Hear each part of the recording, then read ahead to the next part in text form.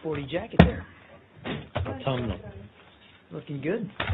Okay, a couple things at the top, folks, and then we'll get right at it.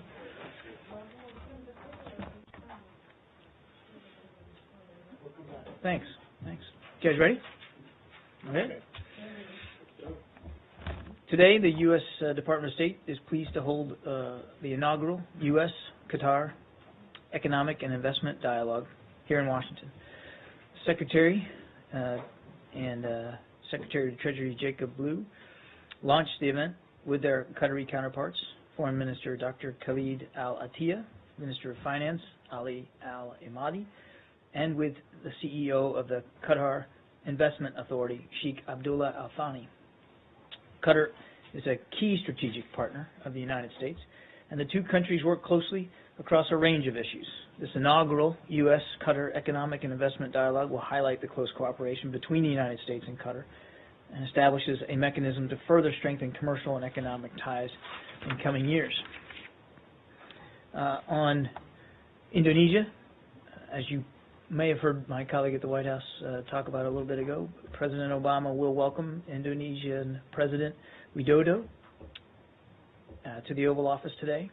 The Secretary will participate in the President's bilateral meeting. In this meeting, both Presidents will discuss the breadth of our bilateral relationship and global and regional issues such as climate change and maritime security. The President will also discuss ways we can expand cooperation, including on maritime and energy issues. As Secretary Kerry said during Foreign Minister Marsudi's visit in September, U.S. and Indonesia relations are strong and expanding. Indonesia's example as a large pluralistic democracy with a tradition of tolerance is very important, as is its leadership on regional and global issues. And finally, we would like to express our deepest condolences to all those affected by the magnitude 7.5 earthquake epicentered in eastern Afghanistan, particularly to the families of those who have died or hurt. Our thoughts are with all those affected by this tragedy in Afghanistan, Pakistan, and throughout the region. We applaud the efforts of those who are working to bring relief to those in need, and the United States is in touch, of course, with governments throughout the region. We stand ready, as always, to provide assistance at this difficult time. With that, Brad, over to you. I wanted to pick up where we left off last week, and it was Friday, and I think it was right as the Syria meeting broke. Can you give us any more indication of what this broader meeting that the Secretary spoke about last week will look like, and who that's going to involve, what more subjects might be added to it? I don't have more detail today, Brad. You heard the Secretary talk about this last week. There will be a follow-on multilateral meeting. It could happen as soon as, perhaps, the end of this week.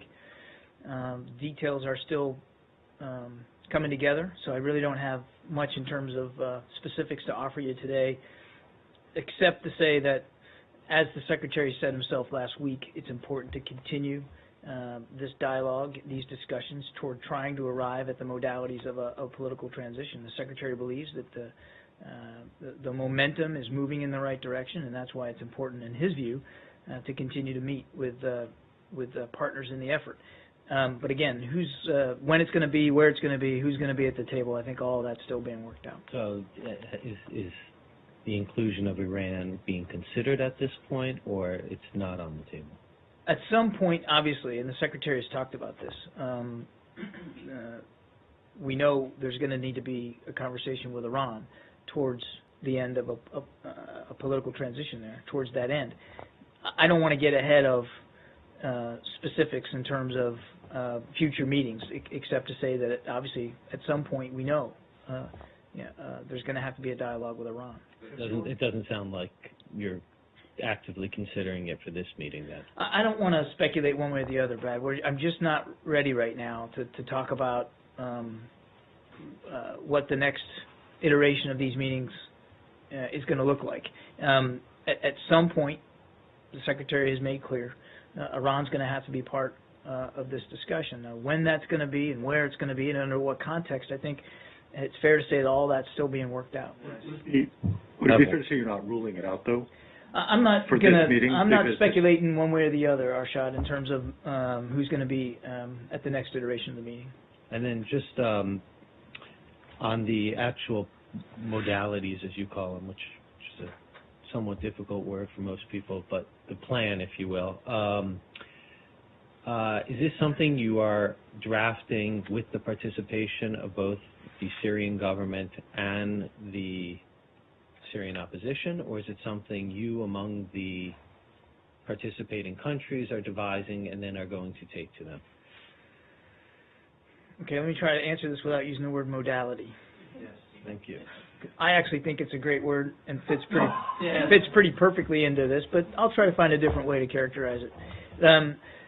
So, Brad, I mean,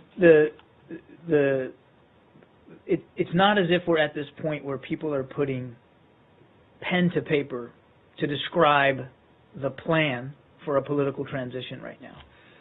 There are a lot of stakeholders in this process, and the Secretary has been working very hard to meet and discuss with all of the stakeholders at some point or another, and will continue to do so, to solicit their views and their inputs, and to offer ours as well.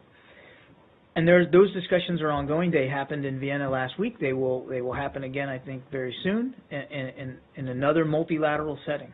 But it's not like people are sitting down writing this out right now and that we've got some sort of draft document that everybody's going to kind of, edit, collectively edit.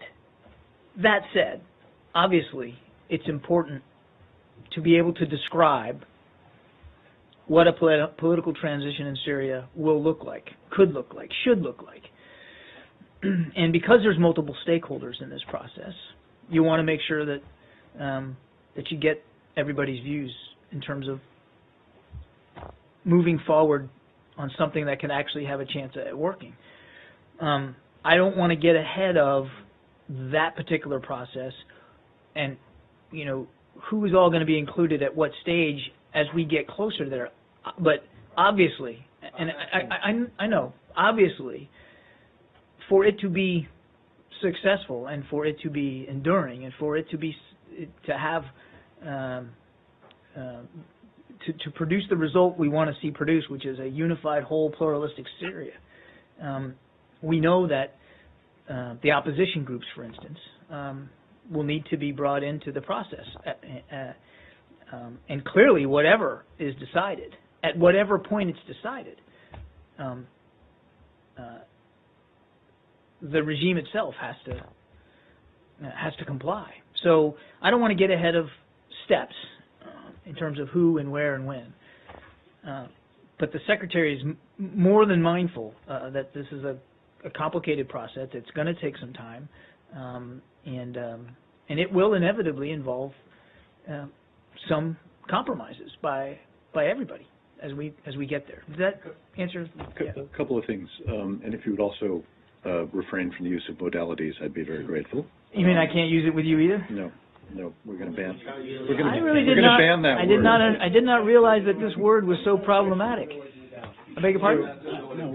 What's that? Why is that objectionable? Try getting it in a quote in your story. Oh, I see. Okay. So I think it's eminently quotable. I do not understand it, but go ahead. Question one, some of your allies, notably the Saudis, are very explicitly opposed to the participation of Iran in such talks.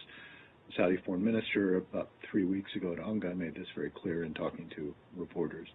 Have you sensed any diminution in the opposition of your partners, such as Saudi Arabia, to the possibility of eventual Iranian participation, whenever that might be?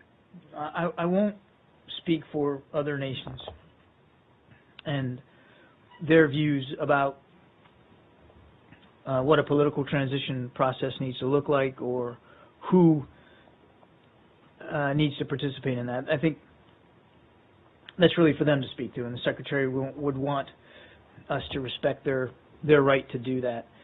It is clear, and we've talked about this many times, that not everybody has the same view on what a transition should look like, how long it should take, what role does Assad play in it. What role does the opposition play in it? All these things are issues that need to be continued to discuss and need to be hashed out.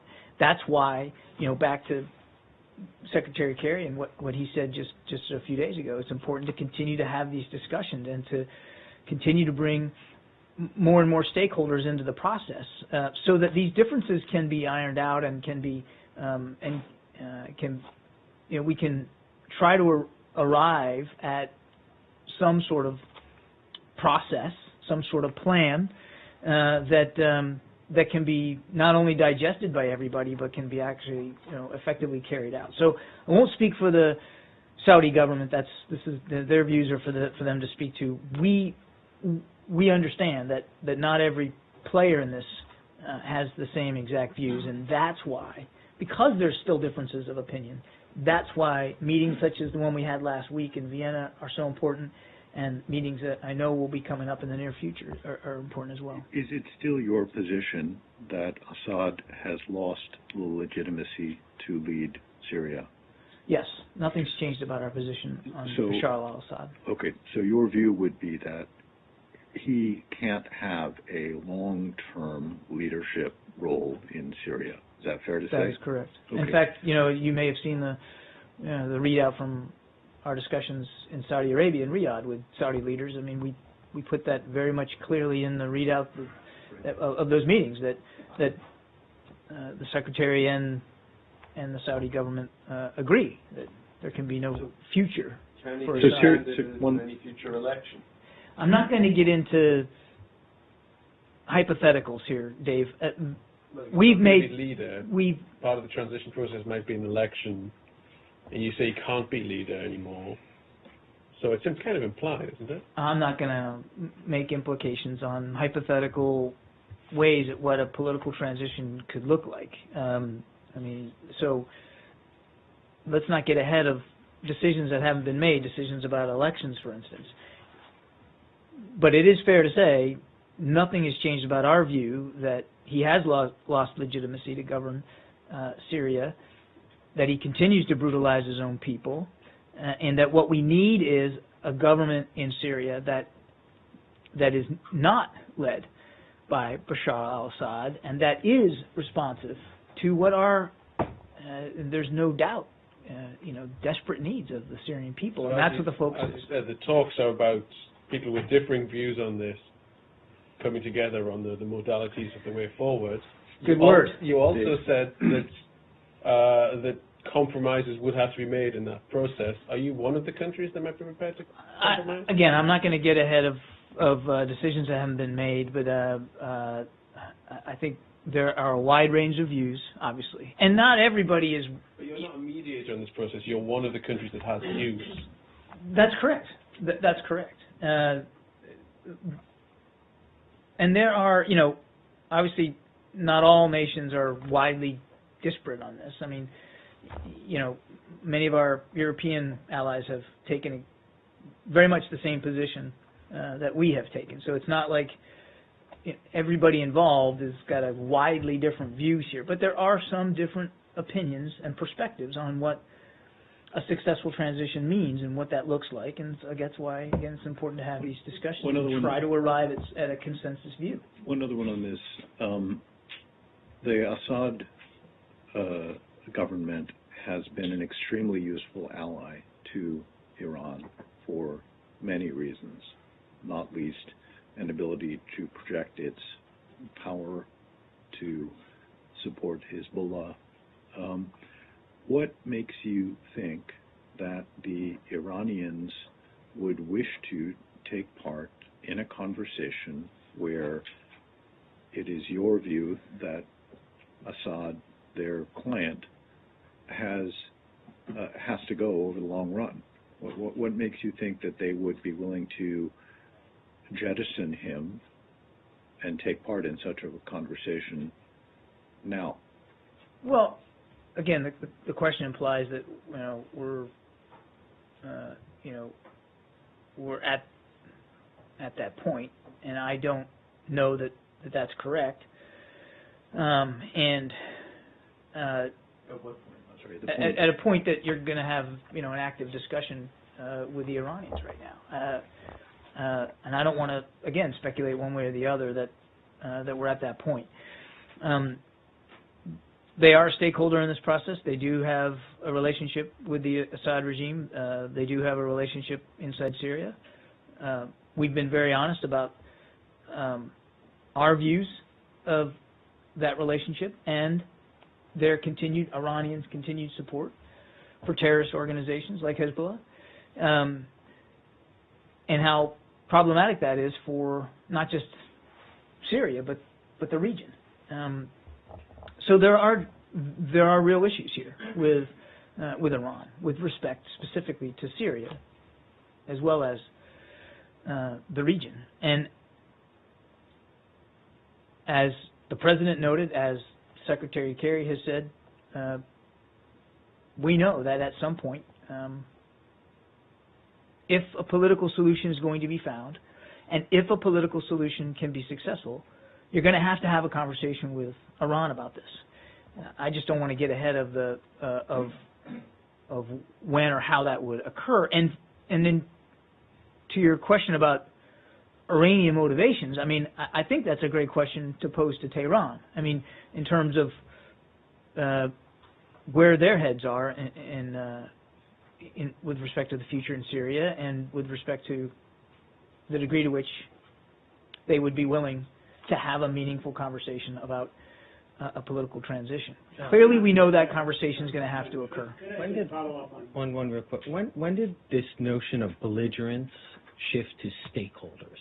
I mean, if Iran is fighting, killing, and dying in Syria, now it sounds like they're a member of a corporate board that would, decide the future of the country. They are a belligerent in a civil war. Now, why does that give them stakeholder status now? Okay, so you don't like modality, and now we don't like stakeholders. Well, modality is I like the word belligerent. Nobody, nobody's turning a blind eye to, as you put it, their belligerent actions in Syria. I wouldn't disagree with that.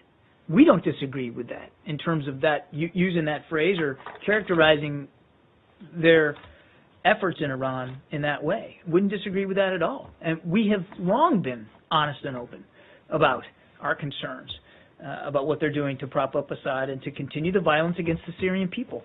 That doesn't mean that there isn't, well, in fact, in a way, it ensures that they are also a stakeholder in whatever process happens in the future. But that just basically says any country that decides to meddle in this conflict, get actively engaged, kill in this conflict, gets a seat at the table in deciding the future of it. That's not what it says. It says that at some point we know there's going to have to be a dialogue with Iran about what happens in Syria, and they give them what they want, some element of control over the future of a country that has had tremendous strategic importance to it. Not necessarily. I mean, it depends on what this political transition looks like. So, again, it's about having meaningful discussions towards an ultimate end of a political solution that results in a government that's responsive to the Syrian people. That's what we're after. Iran has yet to show a willingness to arrive at that end.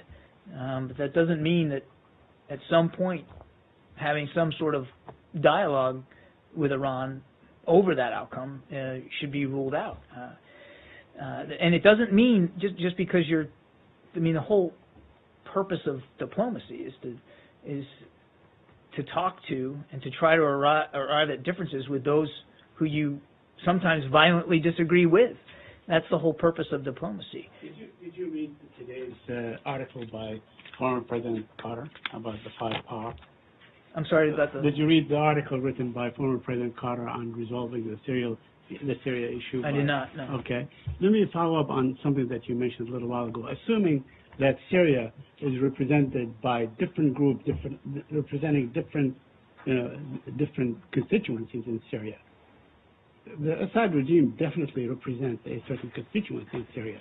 The minorities, Christians, even a portion of the Sunnis look at the Syrian regime as their representatives. in particular at Bashar al-Assad.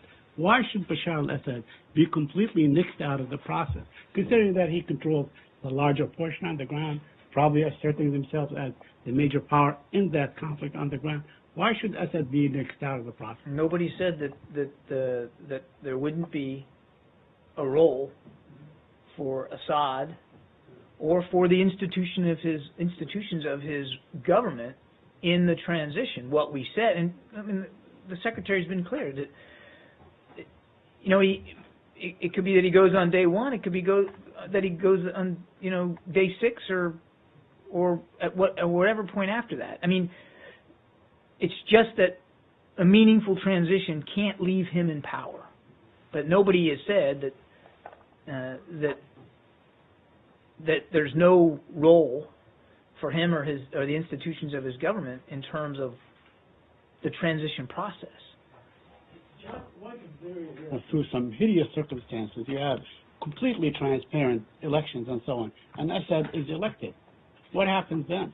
It's a great hypothetical that I'm not going to engage What in. makes you think it's hypothetical? Because you do have a large... You're talking about elections that haven't, I mean, nobody's talking about holding elections right No, now. I mean, So he talked about holding elections just yesterday. I'm not gonna speculate on hypotheticals. Yeah, you said that one day 6 he can leave at some point. Do you have an official position on this? I mean, On how what? long should this transition period take long? I mean, because, for example, Turks are suggesting 6 months. So do you have an official position about this duration of this transition? What we want to do is have meaningful discussions about the modalities of a successful, and I'd like to see that quoted, a successful political transition. English word. What he described as modalities. Yeah, I think it's English. Siri knows it apparently. That's What we want to see is a successful political transition. And as I just said to Arshad, not everybody agrees on what that's going to look like. And that's why it's important to have these discussions, the ones we had last week and the ones that will be coming up in the future, to try to arrive at exactly what a political transition, a successful one, needs to look like. And so if you're asking me, do we have an exact position on numbers of months, numbers of days, numbers of weeks, the answer is no. We haven't arrived at that right now. That's why we're having these discussions. I mean, if we already staked out a position, there'd be no reason to sit down and to continue to talk to people about this. This duration at the meeting, or, I mean, you didn't present your position. How about the others? Others that Well, you presented... have to talk to them.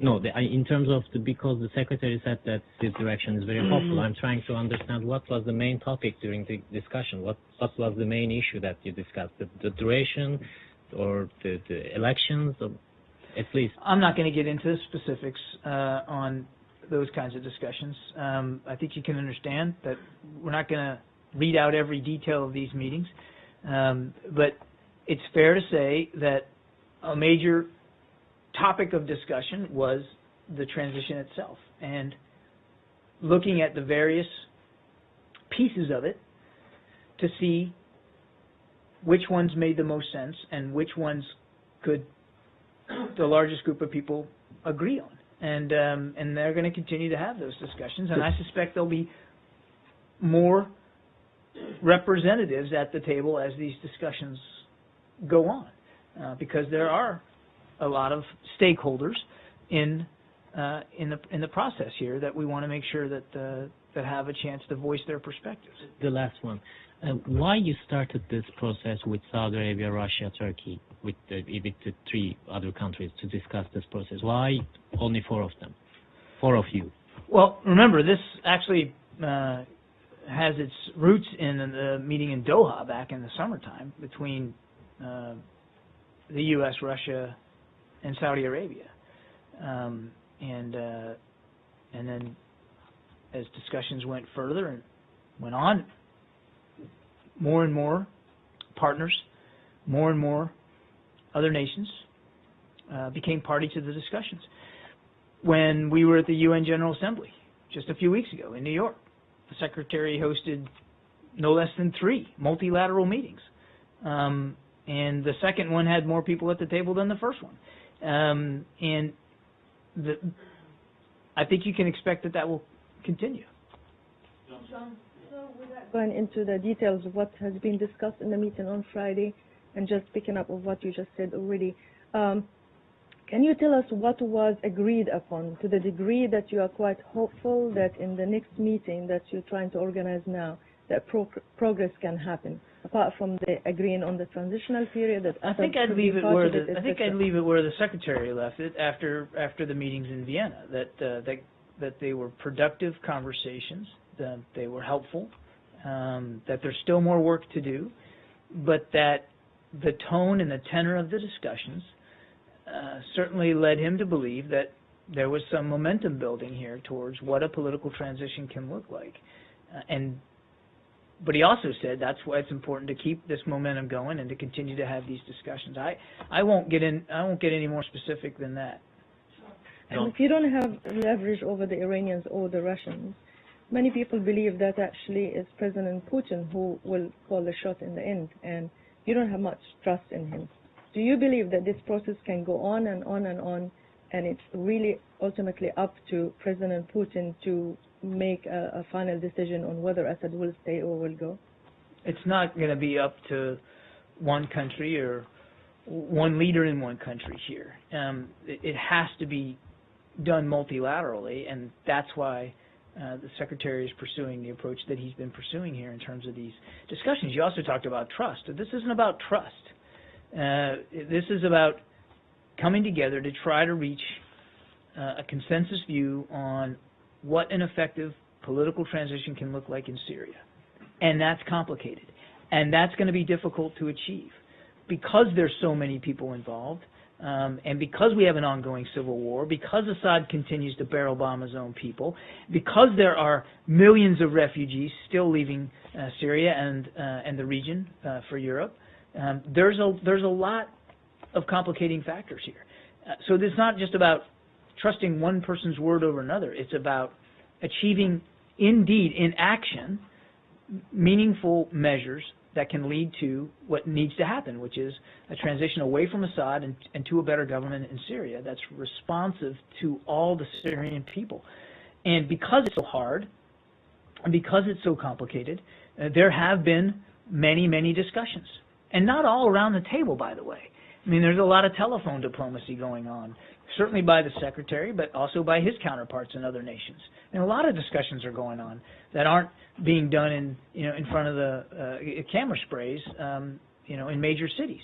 And I think you can expect, because this is so important to get at, that those discussions are going to continue. And then that's, I think, a final point I'd like to make here is the stakes are real high for what happens in Syria. And you, in your question, said something about, going on and on and on. I won't speak for other nations, but I can tell you that Secretary Kerry certainly has a sense of urgency about trying to get at a political transition in Syria. We believe the violence needs to end. The brutality has to stop. The Syrian people deserve a country that they can call home, and they can be safe and secure and stable and have a prosperous future. It needs to be unified. It needs to be whole. It needs to be pluralistic. And that's going to be tough to get to. But it doesn't mean that we're just content with talking and talking and talking. Yes, there's a matter, there needs to be discussions and dialogues. There needs to be we need to arrive at a plan for a political transition that can work. But it's not as if he's approaching this, or we're approaching this, without a sense of urgency and a need to get it done as soon as possible. No, I know you didn't, but I know you didn't. But your question, I understand your point of view. Your question gave me an opportunity. Regarding the Omani mediation here. Can you give us your reading or your understanding of this meeting between the Foreign Minister of Oman and Assad, and whether they play a similar role that they did with the Iran nuclear talks, that they opened the channel? Are these seen as like an independent mediator that could have something that we haven't seen from the other major players like the Turks or the Saudis? Well, we've seen reports that of his travel to Damascus. I think I'd let the Omani government speak to that, and what they're, I would let them speak to their visit, that they reach out to Damascus shouldn't come as a surprise to anybody, given the fact that Oman has regional concerns as well. And these are sovereign decisions that the governments get to make in terms of who they talk to and when and where. So I'd leave it to the Omani government to speak to it. I'm not aware of mediation efforts here. Again, what we're trying to do is to continue to foster a meaningful dialogue to get a tangible, practical, and eventually successful political transition in Syria. Any message to President Assad with the Omani foreign minister, and is this visit coordinated with the U.S. or not? I would, again, I'd leave this to the Omani government to speak to, and we don't talk about the details of our diplomatic discussions. I have two more on Syria. Russia announced today that Minister Lavrov has talked to Secretary Kerry today. They did? Any readout for? They speak frequently. And today's discussion was obviously centered on the Syria crisis and on the importance of arriving at a political transition in Syria. And they certainly discussed potentials surrounding a future meeting.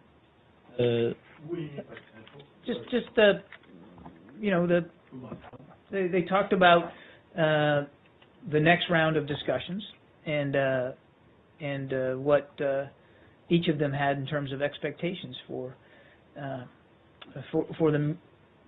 that meeting and future meetings. And I won't get any more detail than that. Can you say whether it included discussion of who might come and when it might happen? I mean, obviously they talk a lot about multilateral settings and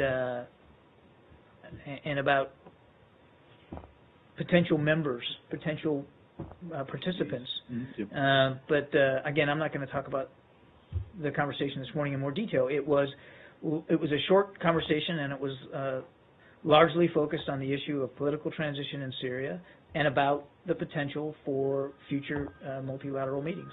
There is a meeting in France tomorrow on Syria. Will the U.S. participate in this meeting? I'm sorry, a meeting in Paris on Syria. Will you attend this meeting or? Secretary Kerry's not attending that. I'll have to check and see if there's any U.S. representatives in it. I'll take that one for the record. My last question is, after the meeting with King Salman of Saudi Arabia, a new statement you announced that the Saudis and the U.S. will intensify the support to the Syrian opposition. What kind of support are you planning to intensify? The military support or the humanitarian support, and why at this time? The idea of intensifying our support to the opposition and to counter ISIL fighters in Iraq and Syria is not a new one.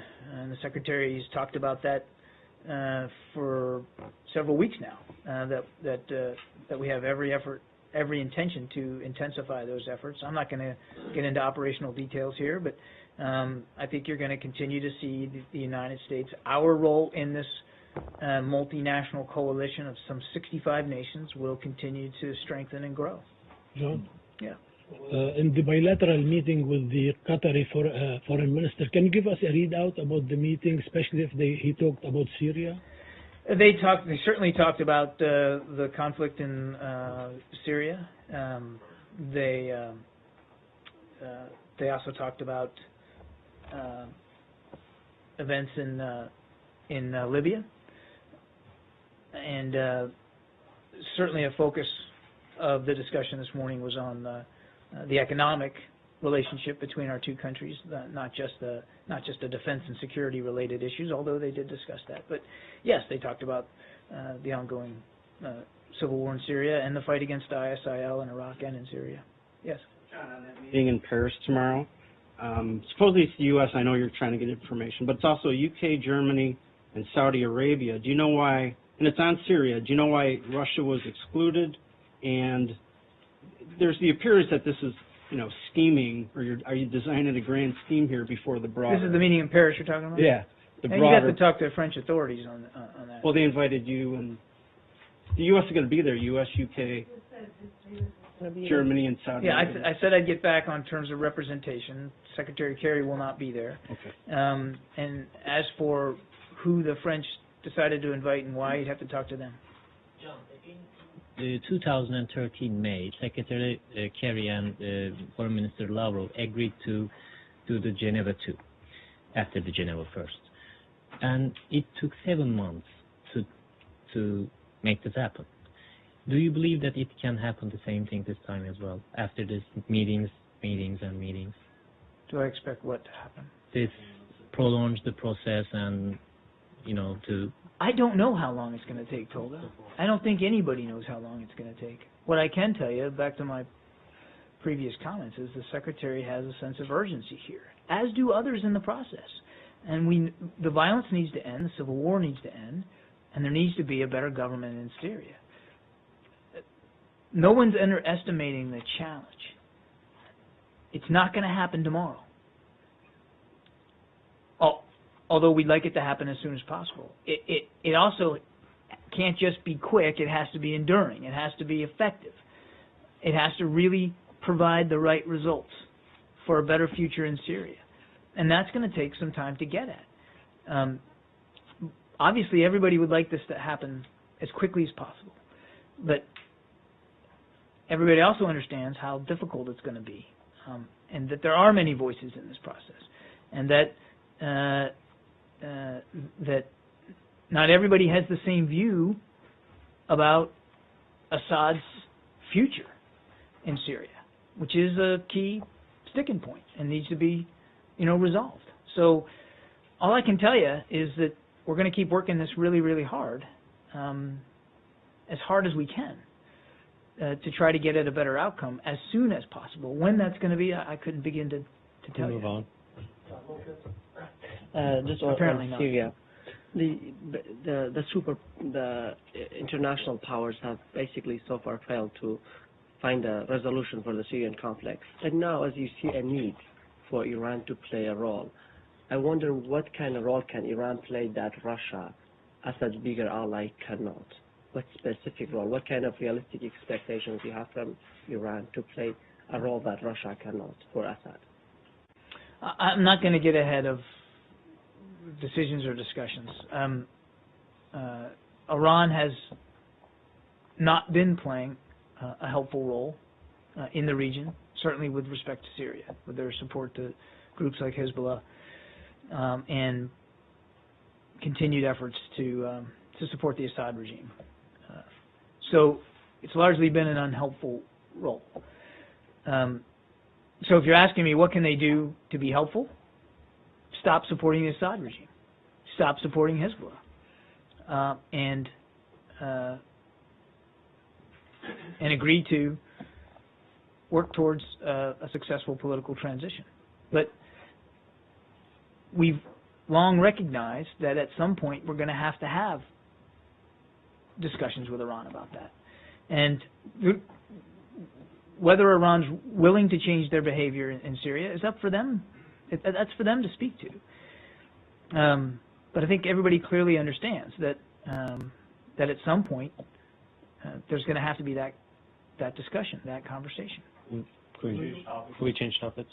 Are we ready to leave of Syria? One final thing on Iran. Wait. All right, hang on. So clearly we're ready to move on. We got one more question on Syria, and then we'll move on. Will you talk to Iran before they accept the principle of the Geneva Declaration? I don't know, Samir. I don't know what.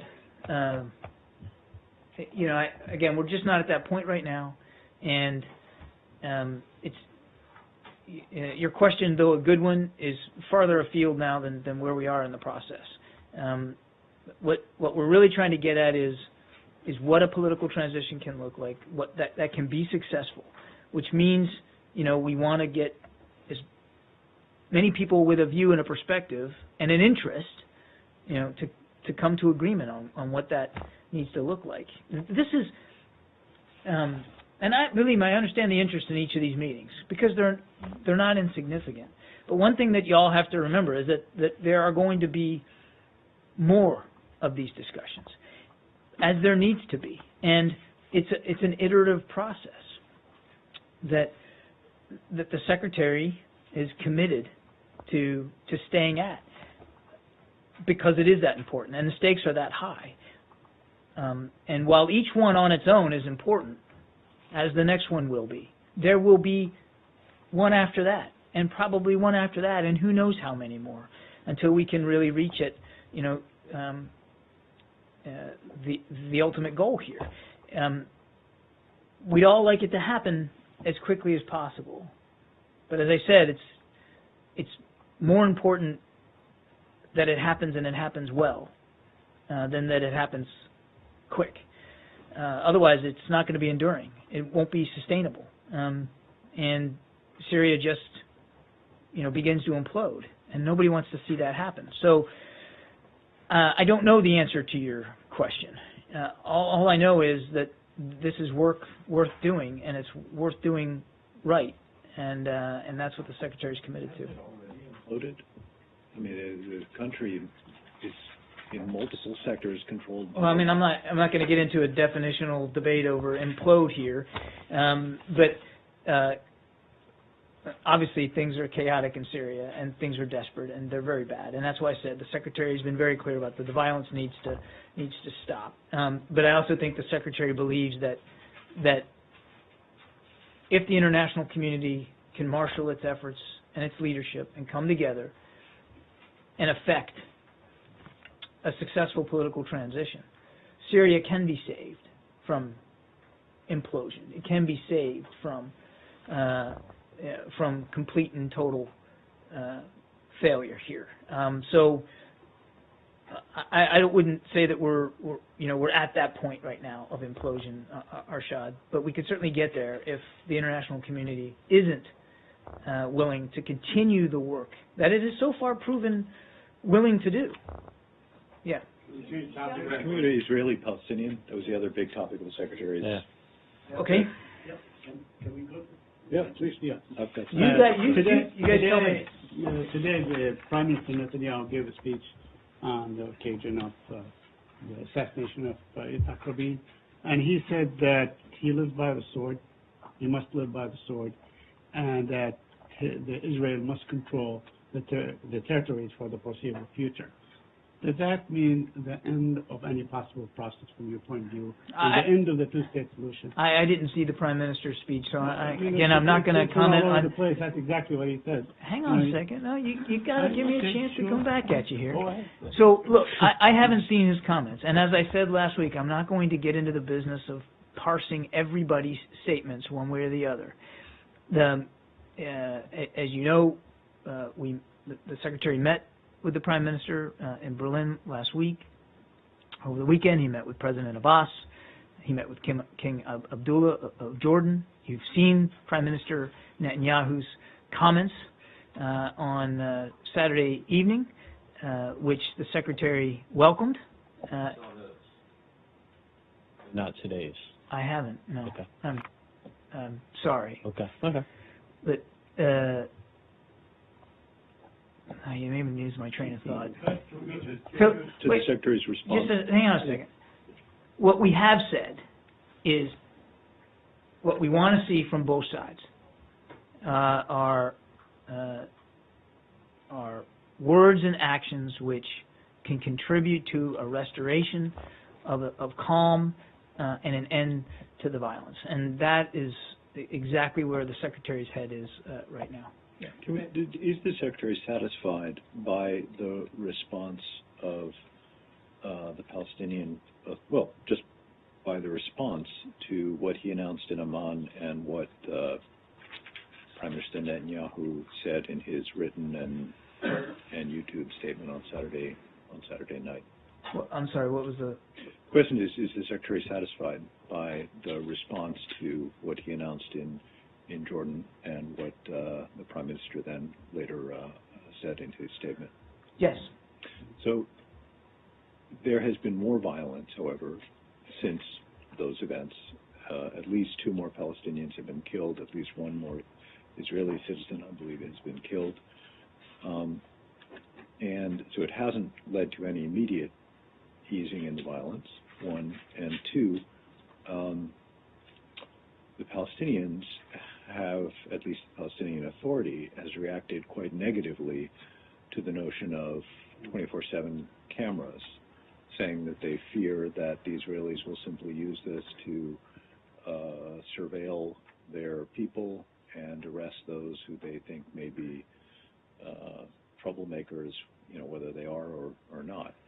So why is he satisfied when the violence hasn't been reduced quickly and when the Palestinians, at least their foreign minister and Saeb Erekat, seem quite hostile to the idea of the cameras? Well, that he's satisfied with his comments should be self-evident because he made them. That he's satisfied with the Prime Minister's comments, I think that's beyond dispute. He welcomes the comments the Prime Minister made Saturday night as useful. But that he welcomes those comments, or that he's satisfied by those statements, doesn't mean that he is satisfied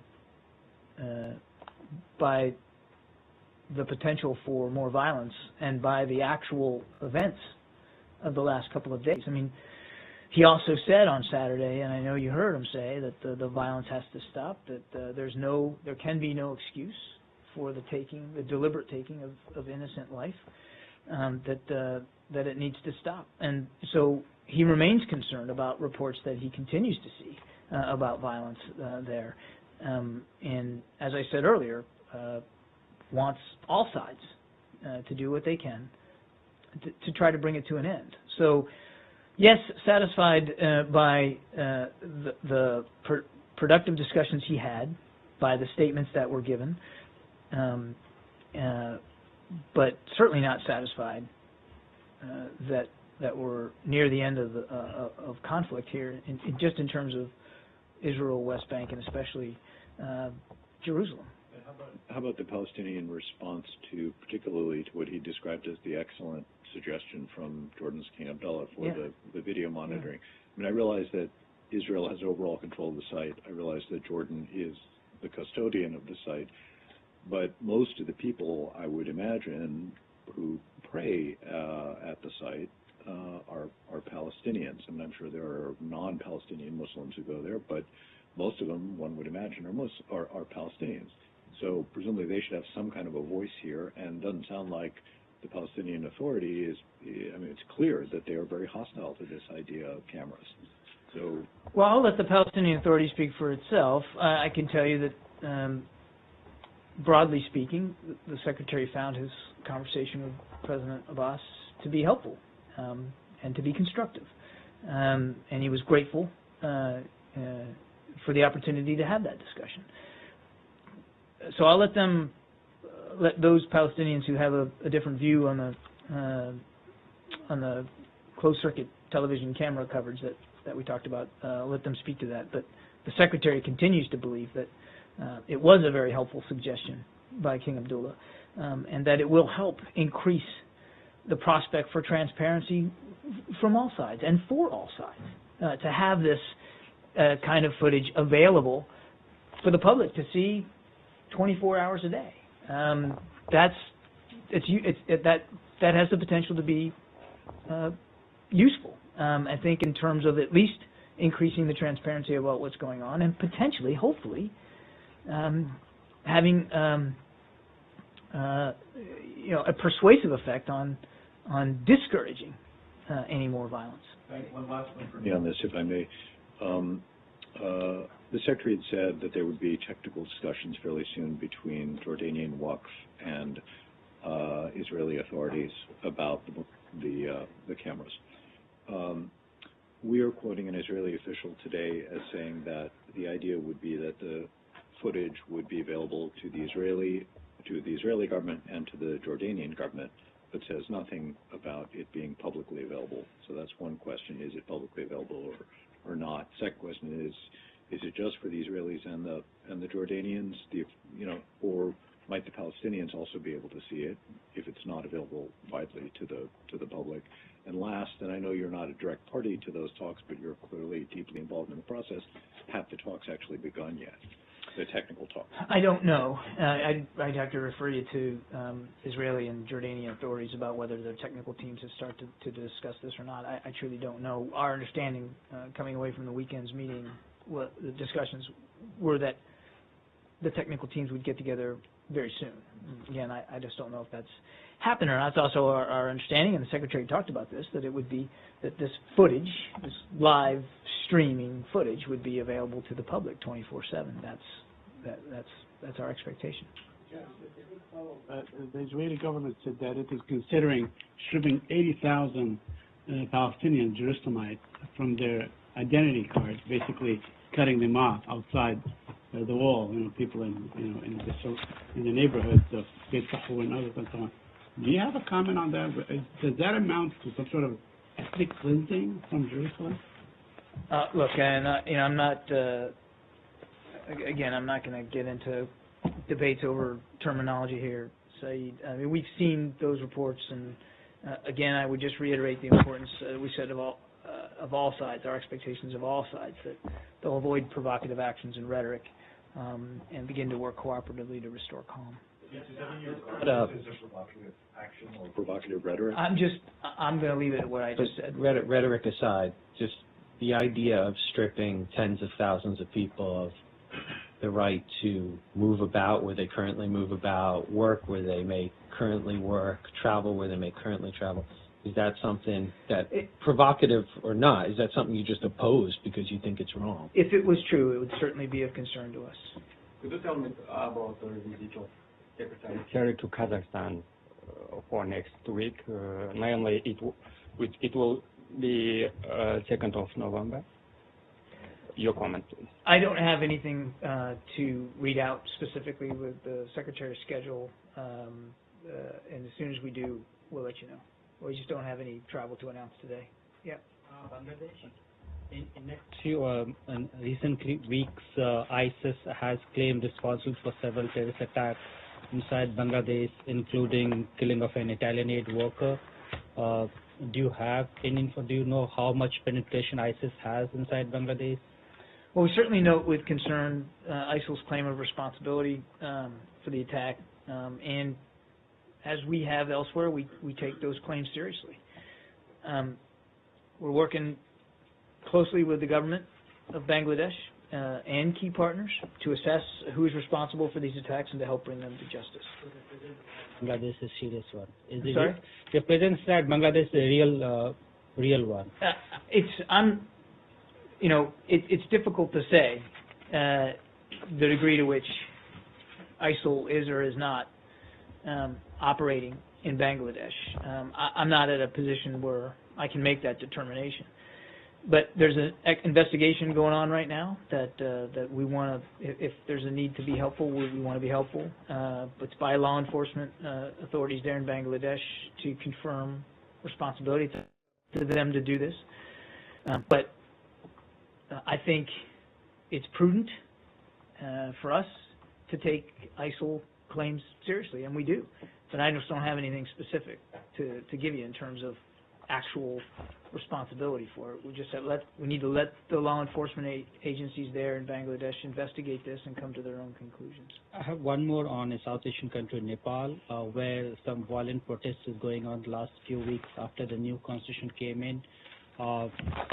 These people who are mostly from the foothills of Himalayas called Terai are saying that the new constitution is not inclusive enough. It doesn't protect their interests. Do you agree with their viewpoint? Are you in touch with anyone in the Nepal government? I'm not going to take a position here from the podium about internal Nepali politics. But we've been clear that we obviously support the right of citizens to peacefully protest. And we don't want to see any such protest activity disrupted by violence or to become violent. That's manifestly unhelpful I think, to not only the safety and security of citizens, but to moving politics in a government forward. So we're certainly have seen these reports. We note them with concern, obviously, and we want to see peaceful protest be able to continue and not to be disrupted by violence. You mentioned on the top of the briefing that between maritime security will be the topic in the meeting between Secretary Kerry, President Obama, and Indonesia President Widodo. Given the fact that Indonesia is an advocate for a binding code of conduct regarding the South China Sea disputes, do you have any indication that a binding code of conduct could be reached in the coming ASEAN summit in November? And then do you have anything planned, anything new to announce regarding the U.S. plan to patrol in the disputed waters? I don't have anything specific on ASEAN, and I wouldn't get ahead of the agenda for that meeting now. I wouldn't do that. So I'm not in a position to speculate one way or another about the possibilities for a code of conduct to specifically come out of that meeting. And as for your second question, I don't have anything to add with respect to continued press reports about freedom of navigation operations by the U.S. Navy in and around these reclaimed artificial islands. So I would point you to the Pentagon for that. I just don't have anything to update you on that. Another focal topic of the meeting is TP. Sorry. So it's actually on that topic of... I don't know. She was beating you out by yelling. I don't know. It's actually just been reported that U.S. defense officials are I didn't saying think that could come out of. That was pretty good. it's just being pretty reported pretty that good U.S. power defense projection. officials are Yeah. saying that they will be sending warships Who? to the U.S. Navy will be sending warships to navigate within 12 nautical miles. Who says of the this? Arctic. U.S. defense officials within 24 hours. Anonymous defense officials are saying this? Yes. Okay. Do you have a comment on that? Are you I'm not going to comment on anonymous claims by defense officials one way or the other. Look, this is a military matter. This idea of what we call freedom of navigation operations, it's routine. As a former naval officer, I can tell you I did it many, many times myself. It's one of the reasons you have a Navy, to be able to exert influence and to defend freedom of navigation in international waters. But where they will do them and how they will do them and with what resources they will do them, that's for the Pentagon to speak to, and I simply won't speculate. Are you talking to Chinese officials about the potential of navigation at all? Or? Well, again, this is a military matter. But more broadly, you don't need to consult with any nation when you are exercising the right of freedom of navigation in international waters. The whole point of freedom of navigation in international waters is that it's international waters, and you don't need to consult with anybody to do that. That's the idea.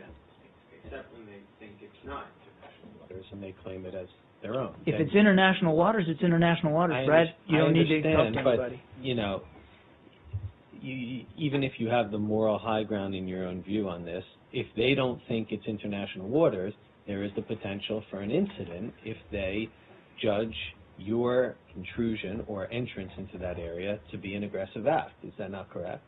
That's up for individual nations to decide how they will or won't react to the exercise of freedom of navigation in international waters. International waters observed by international law, and the international law tends to be pretty specific about what is and what is not international waters. By saying you don't need, as a general principle, to consult with anybody when you are sailing through international waters, were you meaning to imply that the United States had not consulted with China about this matter, or were you not taking a position on whether or not there have been any contacts? No, I was simply meaning to imply that because they're international waters, and by international law, there's no need to consult with anybody else when you're operating in them. You're not saying whether or not you have consulted or not. No, I'm not making a statement one way or the other about that. I'm simply stating the principles of international law. Were there to be conversation, would it be military to military, or would it be via this?